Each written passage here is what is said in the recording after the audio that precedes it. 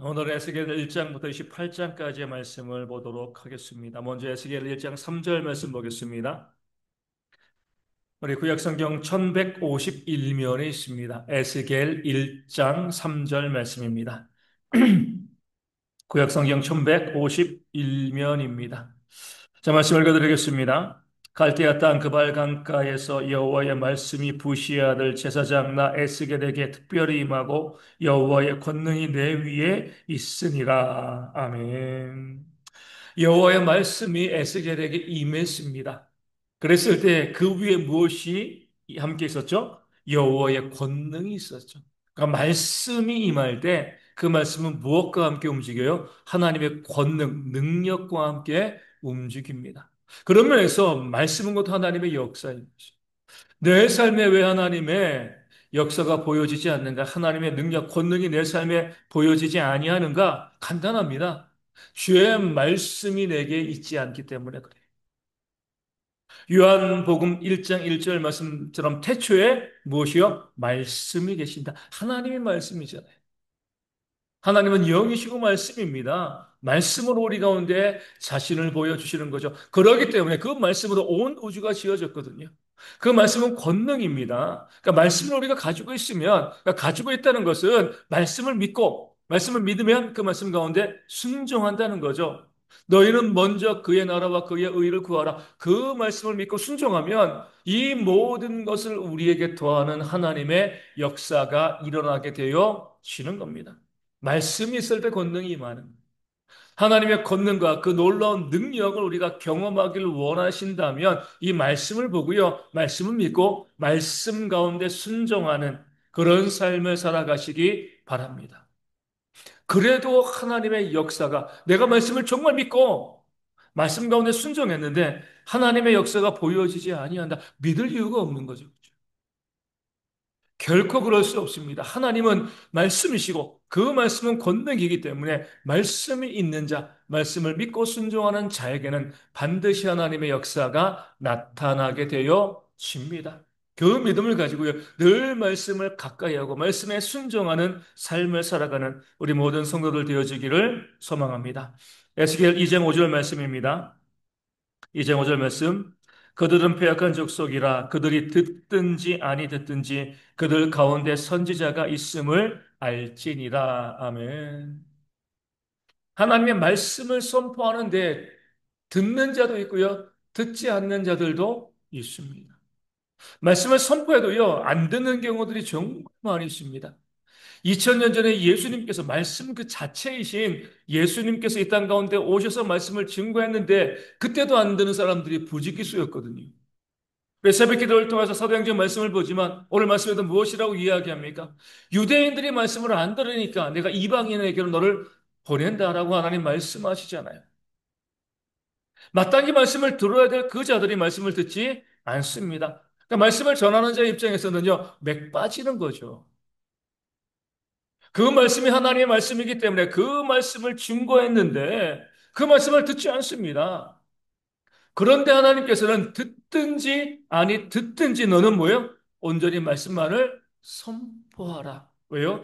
그들 가운데 선지자가 있음을 그들이 알게 하기 위함이죠. 무엇이냐면 우리가 말씀을 듣는 것, 듣지 않는 것, 순종하지 않는 이 모든 것이요. 우리 가운데 뭐예요? 하나님의 심판의 근거가 되어 지는 겁니다. 마지막 심판의 자리에서 하나님께서는요, 우리의 행위를 달아보시는데 그 행위는 다른 것이 아니죠. 말씀에 순종했는가, 순종하지 아니했는가. 우리가 변명할 수 없습니다.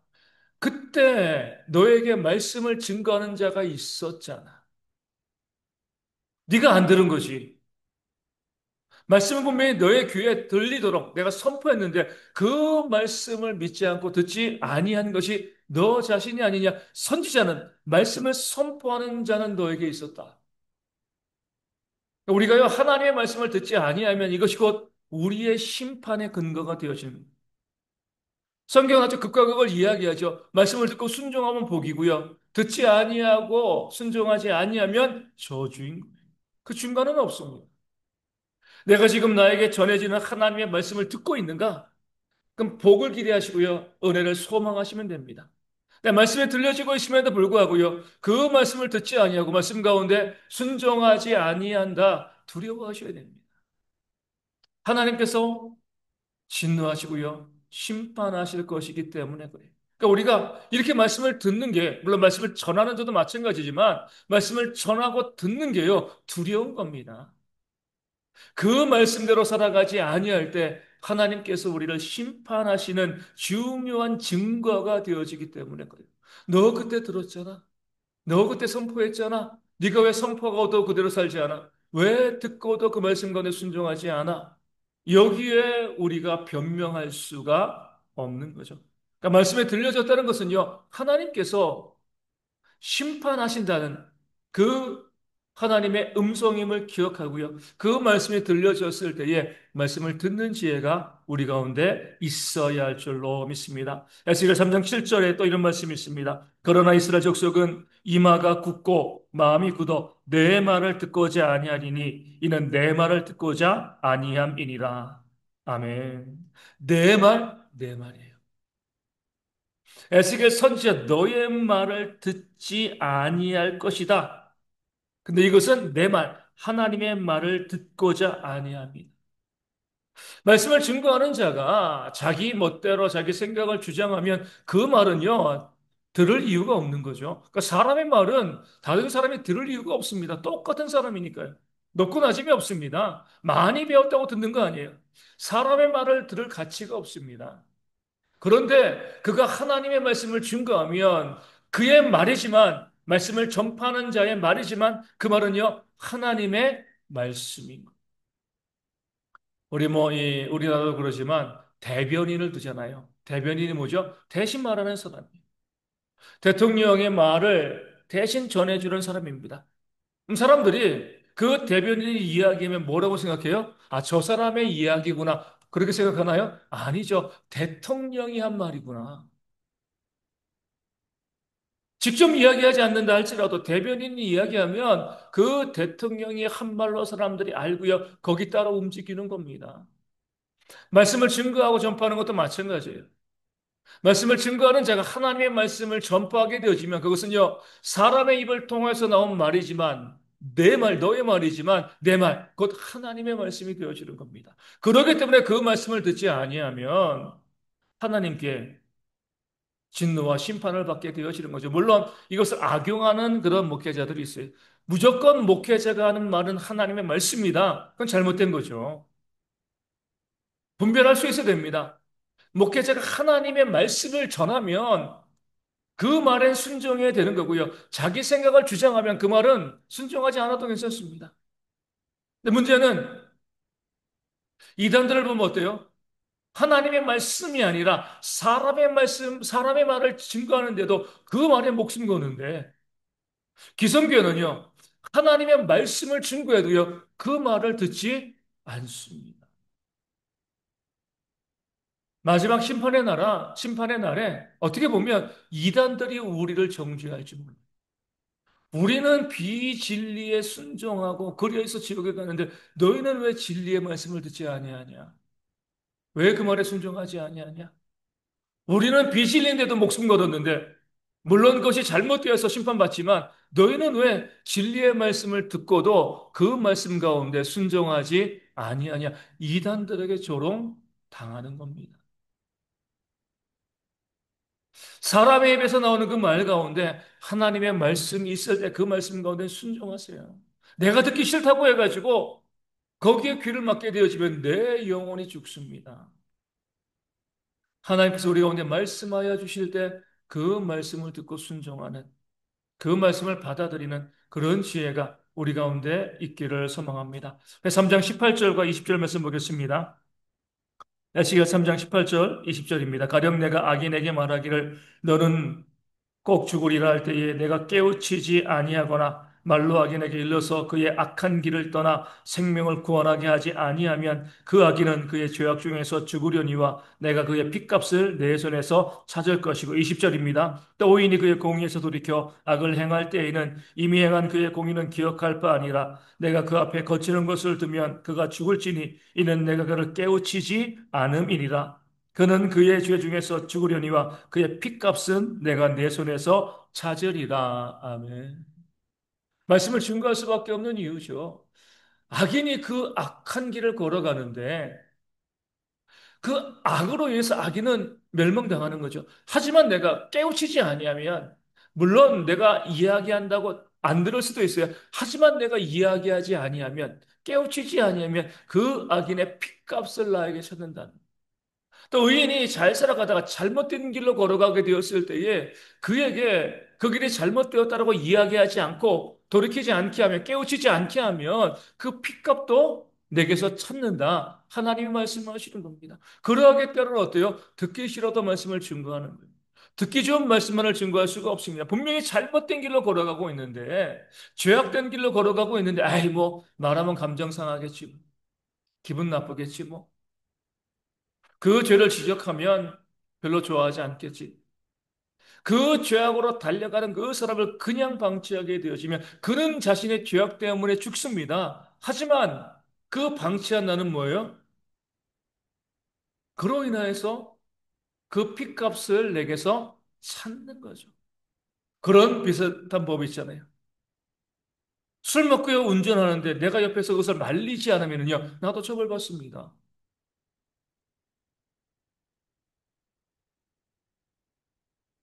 뭐 죄로 처벌받지 않을 수도 있겠지만 불이 났는데 모른 척 하면은요.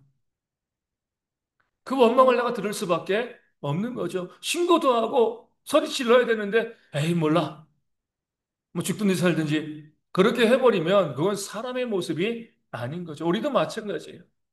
말씀을 증거할 때 많은 분들이 내 귀에 부드러운 목소리, 그냥 격려하고 위로해주는 그런 말씀만을 듣기를 원합니다. 하지만 하나님께서 우리에게 잘못된 길로 걸어갔을 때 그 잘못된 것을 알려주라 말씀하신 이유는요. 그렇게 하지 아니하면 그가 죽을 때 그 핏값을 내가 감당해야 하기 때문에 그렇습니다. 두려운 일이죠. 그래서 우리가 항상 기도하면서 그 사람이 잘못된 길로 걸어갈 때 돌이키기 위해서 애쓰고 수고하는 그런 열심과 열정이 우리 가운데 있어야 할 줄로 믿습니다. 오늘 7장 19절 말씀 보겠습니다. 에스겔 7장 19절입니다. 그들이 그 은을 거리에 던지며 그 금을 오물같이 여기리니 이는 여호와 내가 진노를 내리는 날에 그들의 은과 금이 능히 그들을 건지지 못하며 능히 그 심령을 족하게 하거나 그 창자를 채우지 못하고 오직 죄악의 걸림돌이 되미로다. 아멘. 요즘 은금이 비싸잖아요. 많이 가격이 올랐는데 그것 가지고 사람들이 자랑하고요. 아, 나 이거 있어. 뭐 은 있어, 금 있어. 나 부자라고 이야기하고요. 자신의 이 부요를 자랑합니다. 그런데 심판의 날에 만약에 오늘 심판이 그 주님의 재림이 임한다면 통장에 있는 돈 어떻게 되죠?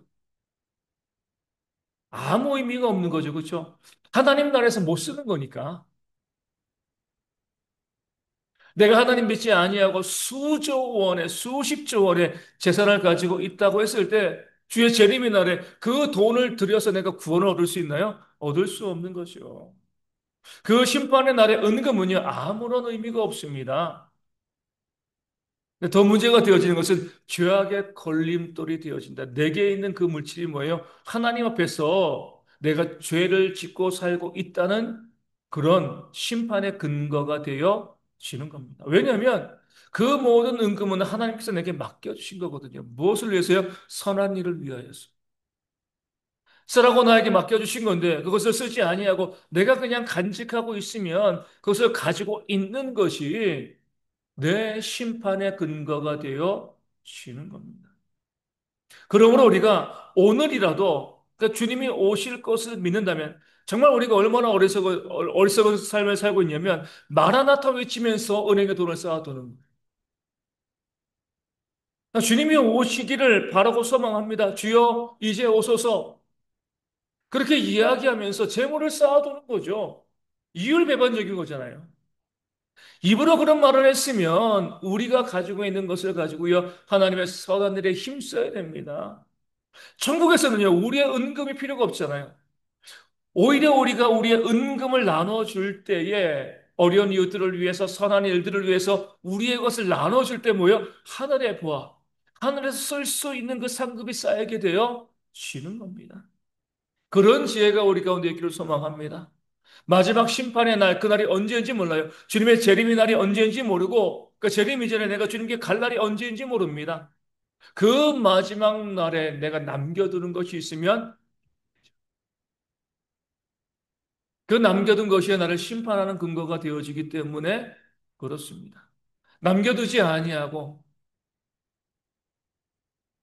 하나님의 선한 일들을 위해서 어려운 이웃들을 위해서 기꺼이 사용하는 그런 지혜가 내일이 아니라 1년 뒤가 아니라 지금 사용할 수 있는 지혜가 우리 모두 가운데 있어야 할 줄로 믿습니다. 네, 8장 18절 말씀 보겠습니다. 야시겔 8장 18절입니다. 그러므로 나도 분노로 갚아 불쌍히 여기지 아니하며 긍휼을 베풀지도 아니하리니 그들이 큰 소리로 내 귀에 부르짖을지라도 내가 듣지 아니하리라. 아멘. 기도해도 왜 응답하지 않으신다는 겁니다. 큰 소리로 부르짖어도 내가 너희 가운데 응답하지 않겠다. 왜요? 우리 6절 말씀에 그런 말씀이 있습니다. 내가 너로 나로 내 성소를 멀리 떠나게 하였다. 하나님께서 그 성소를 떠나신 거예요. 그 성소에 하나님께서 임재하지 않는데 그 성소에서 목에 피가 나도록 부르짖어도요, 하나님이 안 계시는데 들으실 리가 없고요, 응답하실 리가 없는 거죠. 하나님께 온전히 예비하지 않고요, 우상을 숭배했기 때문에 그래요. 그 죄악된 삶을 살아왔기 때문에 그렇습니다. 그 죄된 삶을 살아가면서 죄악이 하나님과 우리의 사이를 낸다라고 말씀하잖아요. 우리의 죄악은 하나님과 우리 사이에 방음벽이에요. 내가 아무리 외쳐도요, 그 방음벽을 제거하지 않고서는 하나님께서 듣지 않으십니다. 죄악에 있는 자의 그 목소리에 귀를 막으시는 거예요. 그러니까 우리 삶 가운데 응답이 없는 거죠. 우리 하나님이 우리의 기도를 들으시고 응답해 주기를 원하신다고 하면 죄악을 소멸시켜야죠. 회개해야죠. 그 죄된 삶에서 벗어난 다음에 하나님께 기도하면 속삭여도 들으십니다. 그게 기도한다고 다 들으시는 것이 아니죠. 얼마나 큰 목소리로 기도하는가, 얼마나 작은 목소리로 기도하는가, 이게 중요한 게 아니라 죄악이 우리 가운데 내가 죄악을 품고 있는가, 그렇지 아닌가. 맨날 이웃과 다투고 싸우고 남의 거 빼앗고 살아가면서 기도하면 들어주시겠습니까? 들으실 리가 없는 거죠. 그 죄악이 무엇인지 깨달아 알고요. 그 죄를 회개하고 마땅히 선을 행하면서 하나님께 기도할 때 하나님의 응답의 역사가 우리 가운데 있게 되어질 줄로 믿습니다. 우리 에스겔 11장 8절 말씀입니다. 나 주 여호와가 말하노라 너희가 칼을 두려워하니 내가 칼로 너희에게 이르게 하고 아멘. 성경에서 이런 말씀 많이 나옵니다. 한 주간 제가 가장 많이 묵상한 것 중 하나 바로 이 말씀이 되어지는 거예요. 또 이 말씀을 또 많은 분과 함께 또 나눴습니다. 내가 두려워하는 것이 나에게 임하는 것. 내가 두려워하는 것이. 그러니까 쉬운 대로 거두는 거죠. 칼을 두려워하면은요, 칼이 내게 임하게 되어 쉬는 겁니다. 그러니까 우리가 사업을 하면서 사업에 실패할까 두려워하면 실패해요. 그러니까 두려워하는 것이 나에게 임하기 때문에 그렇습니다. 대학에 떨어질까 두려워하면 떨어집니다. 취업하지 못할까 두려워하면 취업하게 되어지는 거예요. 아니, 취업에 실패하게 되어지는 겁니다. 내가 두려워하는 것이 그대로 나에게 임하게 되어지는 겁니다. 심은 대로 거두니까요.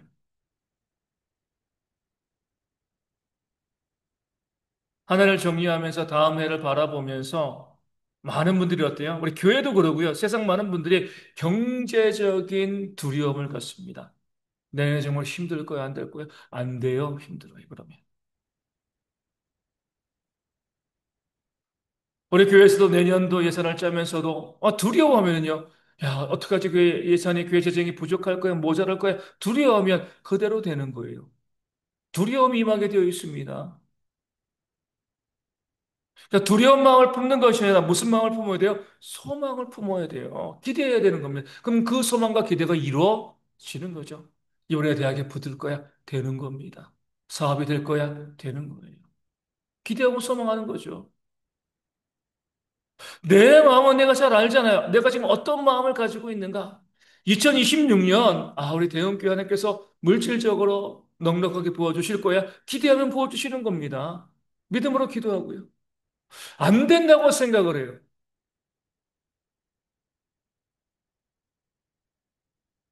어떤 분이 그렇게 말씀을 하시는 거예요. 아니, 누가 한 해를 마무리하고 또 그 다음에 준비하는데 이렇게 합시다라고 이야기했는데 뒤돌아서면 나가면서 에이, 안 돼. 그게 되겠어. 안 되는 거죠. 병자들을 위해서 기도할 때 어때요? 기도하면서 하나님 낫게 해주실 줄 믿습니다. 속으로는요. 이게 되겠어? 안 되는 거예요. 정말 믿음을 가지고 소망과 기대를 가지고 기도할 때 하나님께서 역사하시고요. 심은 대로 거두게 되어 쉬는 겁니다. 자꾸 안 된다고 생각하면 안 되는 거죠. 내가 두려워하니까. 그러니까 두려워하는 것이 나에게 임하게 되어 있습니다. 두려워하지 않고요. 기대하고 소망하며 그렇게 우리의 삶을 살아갈 때 하나님께서 더 큰 은혜와 복을 우리 가운데 부어주실 줄로 믿습니다. 오늘 11장 19절 말씀 보겠습니다. 11장 19절 말씀. 내가 그들에게 한 마음을 주고 그 속에 새 영을 주며 그 몸에서 돌 같은 마음을 제거하고 살처럼 부드러운 마음을 주어. 아멘. 돌을 제거하고 부드러운 마음. 뭐예요? 옥토와 같은 마음이죠. 30배, 60배, 100배 결실 맺는 그런 마음이 되어져요.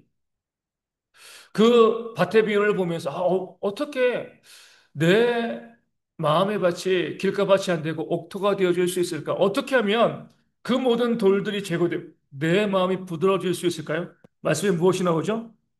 하나님께서 하시는 겁니다. 마음을 주시고요. 새 영을 주게 될 때, 성령을 받게 되어질 때 성령께서 우리의 마음의 밭을 옥토로 만드시는 거예요. 내가 하려고 하면 안 됩니다. 내가 하려고 하면 고작 해야 가시밭, 돌밭을 만들 수밖에 없어요. 내 힘으로 내 마음의 밭을 이 기경하는 것이 아니라 오직 성령께서 내 마음의 밭을 만져 주시는 겁니다. 다른 사람의 마음도 마찬가지. 우리는 자꾸 말로서 설득을 하고 논리로서 이야기하려고 하는데 되나요? 안 돼요. 아무리 이야기를 잘해도 안 듣습니다. 예수님께서도 다시 말씀드리지만 하나님이 말씀을 하셔도요. 그 굳은 마음은 듣지 않는 거죠. 내 마음을 위해서 또 내 말을 듣는 자들의 마음을 위해서 성령이 그들의 마음을 만져주시기를 간절히 기도해야 됩니다. 성령이 우리의 마음을 만져주셔야지만 우리의 마음이 부드러워지고요. 그럴 때 거기 말씀에 씨앗이 들어갔을 때 30배, 60배, 100배의 열매가 일어나게 되어질 줄로 믿습니다. 우리 모두가 서로의 마음을 위해서 내 마음을 위해서도 내 이웃의 마음을 위하여서도 간절히 기도하셔야 돼요. 하나님께서 우리의 모두의 마음을 만져주시기를 그럴 때 하나님의 은혜의 역사가 일어나게 되어질 줄로 믿습니다. 13장 2절 말씀 보겠습니다. 13장 2절입니다. 인자야 너는 이스라엘의 예언하는 선지자들에게 경고하여 예언하되 자기 마음대로 예언하는 자들에게 말하기를 너희는 여호와의 말씀을 들으라. 아멘. 말씀하는 자가 자기 마음대로 자기 소견에 옳은 대로 이야기하는 겁니다. 내가 봤을 때 내가 경험해 보니까 내 생각으로 왜 자기의 생각과 자기의 경험을 주장해요? 들은 말씀이 없으니까 그래요. 그러게 여호와의 말씀을 들으라 이렇게 외치잖아요. 너희가 듣고 들은 말씀을 전파해. 이게 선지자야.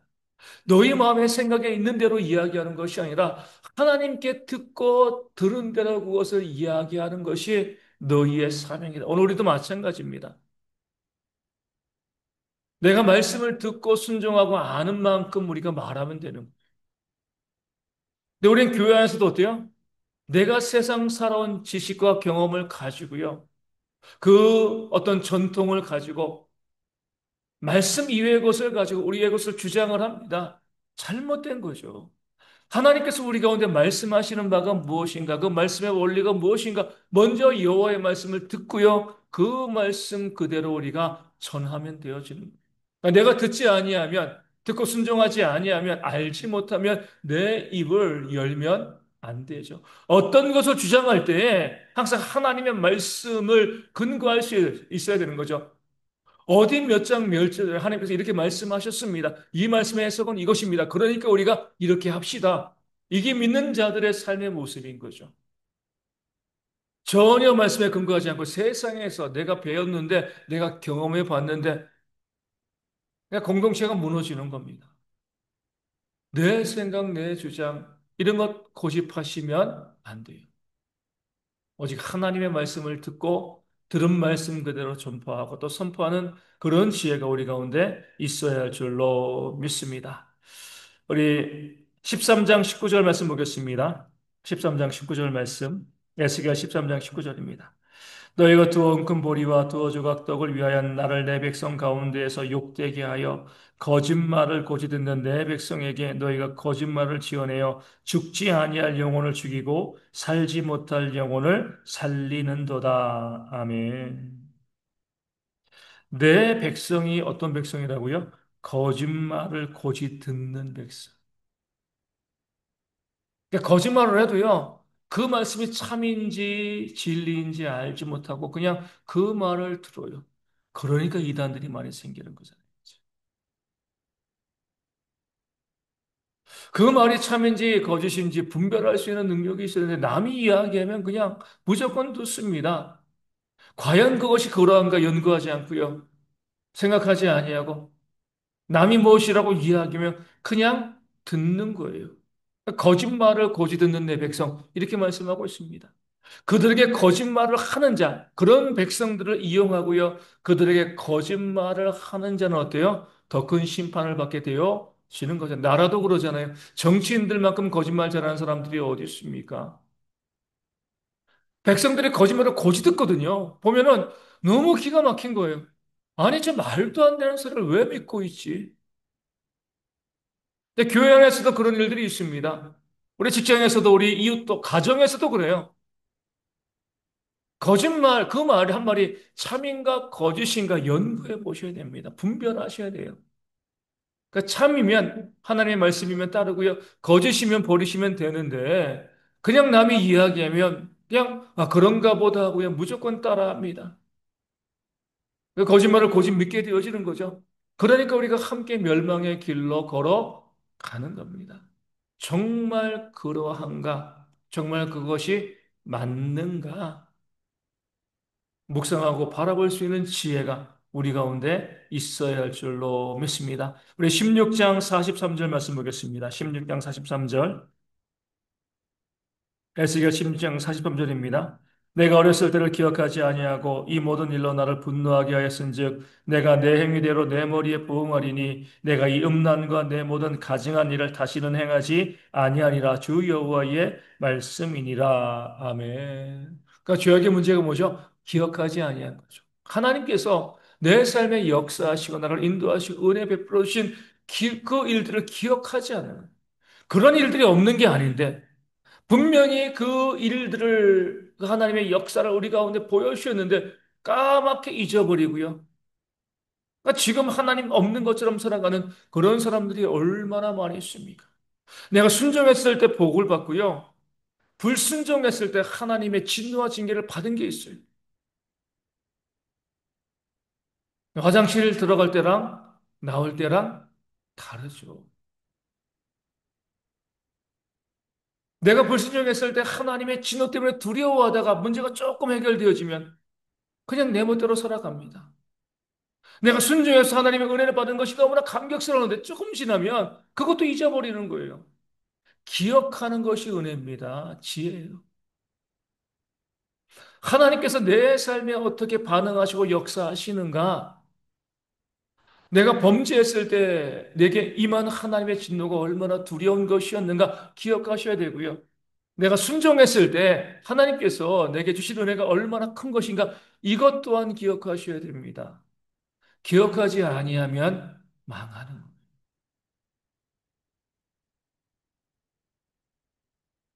기억하시고 은혜로운 길로 또 순종의 길로 걸어가는 그런 우리가 되어지기를 소망합니다. 우리 16장 49절 말씀 보겠습니다. 조금 더 지나서 16장 49절. 내 아우 소돔의 죄악은 이러하니 그와 그의 딸들에게 교만함과 음식물의 풍족함과 태평함이 있으며 또 그가 가난하고 공평한 자를 도와주지 아니하며. 아멘. 재밌는 말씀이죠. 소돔의 죄악이 뭐예요? 부자가 죄악이라는 부자. 그 부자로 머물러 있고요. 그렇기 때문에 그 물질을 움켜쥐고요. 가난한 자에게 그 물질을 나누지 않은 것이 바로 소돔의 죄악이고 그 죄악 때문에 그들이 멸망하게 되었다는 겁니다. 물질을 많이 갖는 건 문제가 없어요. 네, 그것을 계속 움켜쥐고요. 나누지 아니하면 죄악이 되어집니다. 그로 인해서 우리가 멸망하게 되어 지는 거예요. 믿는 자들이 두려워하셔야 됩니다. 하나님께서는 내게 물질을 주셨을 때, 또 시간을 주셨을 때, 재능을 주셨을 때, 그것이 내 것인 것처럼 착각하고요. 나누지 아니하면 소돔과 고모라처럼 멸망당하게 되어 있습니다. 말씀 나와 있는 대로 그들이 가지고 있는 것, 쌓아둔 것, 교만한 것 그 자체가 죄다. 그 사실을 기억하시고요. 우리가 그 죄 가운데 빠지지 않고 나눔으로 은혜를 받아 누리는 그런 모습이 우리 가운데 있기를 소망합니다. 18장 25절 말씀 보겠습니다. 에스겔 18장 25절입니다. 그런데 너희는 이르기를 주의 길이 공평하지 아니하다 하는도다. 이스라엘 족속아 들을지어다. 내 길이 어찌 공평하지 아니하냐? 너희 길이 공평하지 아니한 것이 아니냐? 아멘. 이스라엘 백성들이 하나님께 공평하지 않습니다. 라고 이야기 왜요? 아, 내가 옛날에 얼마나 하나님 잘 섬겼는데요. 근데 하나님은 뭘 보시는 거죠? 지금을 보시는 거예요. 과거에 아무리 잘했다고 해도요. 지금 불순종하면 하나님의 진노가 임하는 것. 이게 공평이 아니겠느냐. 뭐 세상에서도 그러잖아요. 뭐 부부가 아무리 서로 아끼고 사랑하고 잘 살아왔다 할지라도 지금 내가 불륜하면은요. 그 죄죠, 그죠? 과거에 잘해왔으니까 덮어지나요? 아닌 거예요. 지금이 중요한 거예요. 과거에 정말 잘못된 모습, 뭐 폭력행하고 그런 모습 볼 수 있지만 정말 회개하고 지금 잘해주면 그것들이 용서가 되어 지는 거죠. 십자가의 한편 강도도요, 그 과거의 삶을 가지고 심판과 구원이 갈린 것이 아니에요. 그 십자가에서 주님을 믿었을 때 그가 구원받은 거죠. 이게 바로 하나님의 공평이 되어지는 겁니다. 지금 내가 어떤 신앙을 가지고 있는가 중요한 거예요. 사람들과의 관계에서도 지금 내가 어떤 모습을 보고 있는가 이게 중요한 겁니다. 내가 과거 따지지 마세요. 그 과거의 일로 인해서 그 과거에 이미 상벌을 다 받았습니다. 거기 얽매이면 안 되는 거죠. 지금 내가 어떤 모습인가, 어떠한 삶을 살아가고 있는가, 이거 중요합니다. 하나님께서 지금의 모습을 보고 아무리 과거에 죄를 지었다 할지라도 지금 회개하면 구원하시고요. 아무리 뭐 목사로서 평생을 살아왔다 할지라도 마지막에 주를 부인하면 그 모습, 그 지금의 그 모습으로 구원받을 수가 없는 거죠. 내가 왕년의 과거에 그런 거 자랑하지 마시고요. 지금 나의 신앙이 어떠한가? 지금 내 믿음이 어떠한가? 지금 내가 어떠한 삶을 살아가고 있는가? 이것을 하나님께 보여주는 그런 지혜도 우리 가운데 있어야 할 줄로 믿습니다. 우리 20장 11절, 에스겔 20장 11절입니다. 20장 11절 말씀 제가 읽어드립니다. 사람이 준행하면 그로 말미암아 삶을 얻을 내 율례를 주며 내 규례를 알게 하였고. 아멘. 말씀의 목적은 뭐예요? 사람으로 삶을 살게 하는 거예요. 생명이에요. 그죠? 그 말씀에 순종하는 것은 버거울 수 있습니다. 대표적으로 원수를 사랑하라. 너무 힘들죠. 하지만 그럴 때 내가 사는 거예요. 하나님께서 우리 가운데 말씀을 주신 이유는요. 순종을 원하시는 이유는요. 그럴 때 우리가 어때요? 행복한 삶을 살아갈 수 있기 때문에 그렇습니다. 나를 위해 주신 말씀이에요. 우리 가정에서도 그러잖아요. 왜 자녀들에게 잔소리해요? 죽으라고요? 살라고 하는 거잖아요. 내 자녀들이 내 말을 들으면 얼마나 좋을까 하면서도 하나님의 말씀에 순종하진 않아요. 하나님과 똑같은 마음입니다. 내가 내 자녀들을 위하여 그들의 행복을 위해서, 복을 위해서, 은혜를 위해서 준 이 말을 좀 듣고 순종했으면 좋겠다. 이게 바로 하나님 아버지의 마음. 말씀에 순종할 때 우리가 삶을 누리게 되어진다는 것 기억하시고 순종하는 삶을 우리가 살아가시기를 소망합니다. 20장 12절 말씀 보겠습니다. 바로 뒤에 있는 말씀이죠. 또 내가 그들을 거룩하게 하는 여호와인 줄 알게 하려고 내 안식일을 주어 그들과 나 사이에 표징을 삼았노라. 아멘. 안식일은요, 뭐예요? 거룩하게 하는 하나님, 그러니까 거룩의 날이 되어 지는 겁니다. 무엇으로 거룩해 줄 수 있어요? 안식일에 선을 행하는 것으로, 하나님의 일을 감당하는 것으로. 그러게 그 안식일을 주일을요, 나 자신의 유익과 만족을 위해 쓰는 것은 잘못된 겁니다. 거룩해야 돼요. 하나님의 일들, 그 선한 일들을 위해서 애쓰고 수고하는 그런 모습이 우리 가운데 있어야 합니다. 정말 거센 저항이 있잖아요. 그렇죠? 다들 사람들이 주일에 좀 쉬고 싶어 합니다.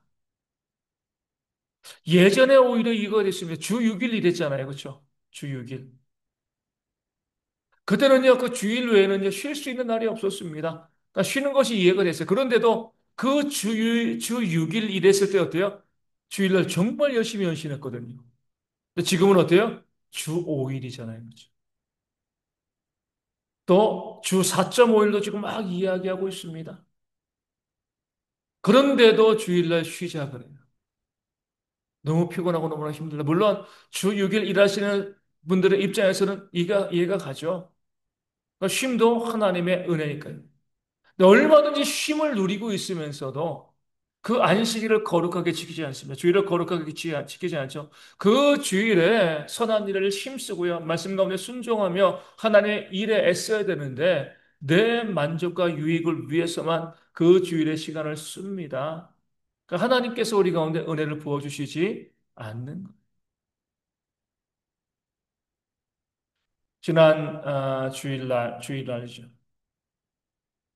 이제 감사절이었으니까 아침에 이제 매주에 가서 새벽 기도회 하고 주일날 오전 예배 드리고 또 이제 주일 또 이제 이 오후 예배 드리고 그리고 이제 바로 이제 급하게 이제 디딤교회 가가지고 목사님 찾아뵙고 그리고 또 이제 이 주님의 교회 찾아가지고 같이 저녁 먹으면서 찾아뵙고 주일날 새벽 4시에 교회 와가지고 집에 가니까 저녁 10시가 된 거죠.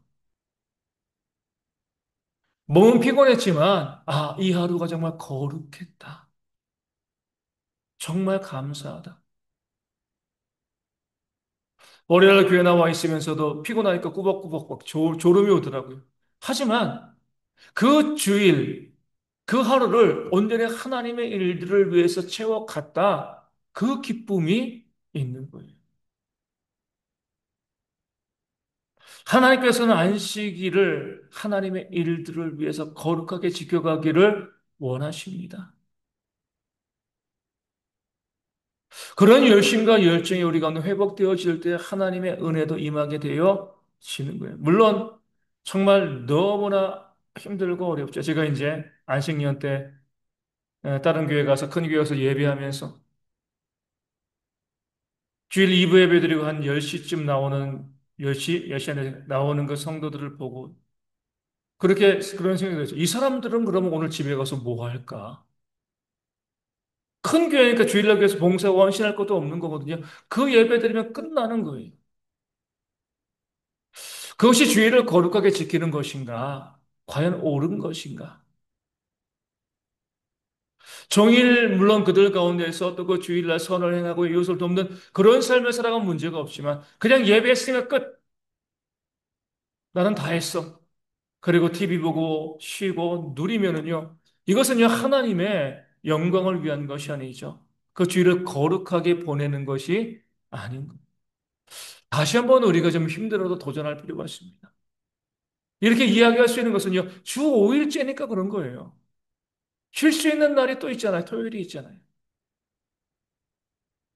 그 토요일에 푹 쉬고요. 주일부터 이전에 월요일인 것처럼 열심히 헌신하는 그런 삶을 살아갈 때 하나님께서 그 거룩하게 주일을 지키는 자들에게 왜 복을 부어주시지 않겠습니까?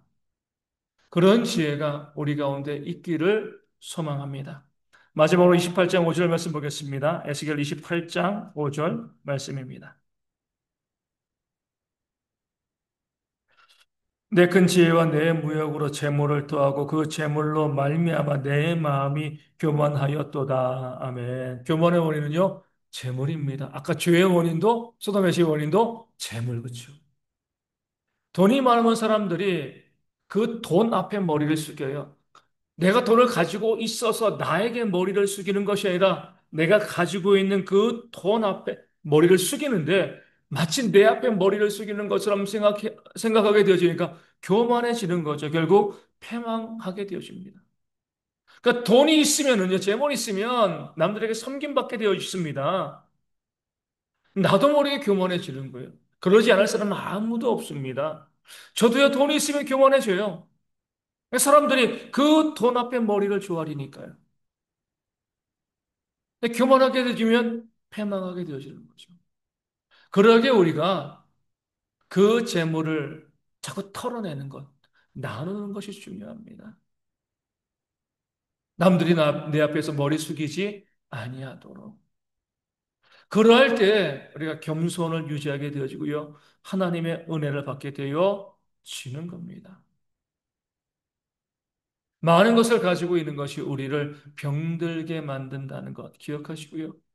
가지려 하지 않고요. 나누는 그런 신앙이 우리 모두 가운데 있기를 소망합니다.